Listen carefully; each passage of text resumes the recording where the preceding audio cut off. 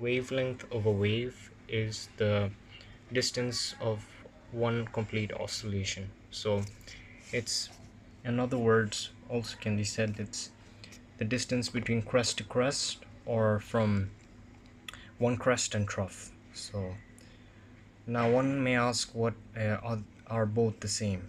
Crest to crest, are they the same as crest to trough?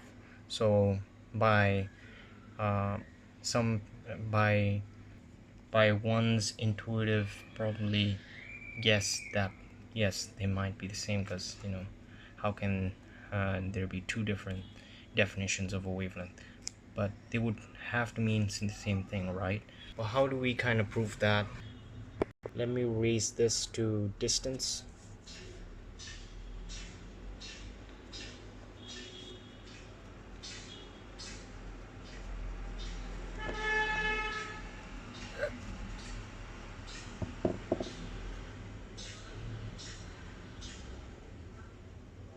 Right, so in illustration, so crest to crest wavelength, crest to trough, yeah, and is also wavelength. Now, to kind of understand this, you could take, for this idea, to represent this idea, we could just put a line segment here, and as you can see, there is a half wave here, and within this distance, so we include this distance, so that's one wavelength, a part of the wavelength, and we include this one, yeah, this one whole trough, and this is half of that. So basically half crest would make up one crest, one trough would make up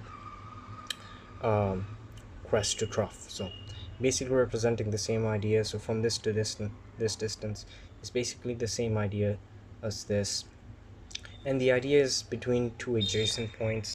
It's the distance between two adjacent points on the wave oscillating in step with each other.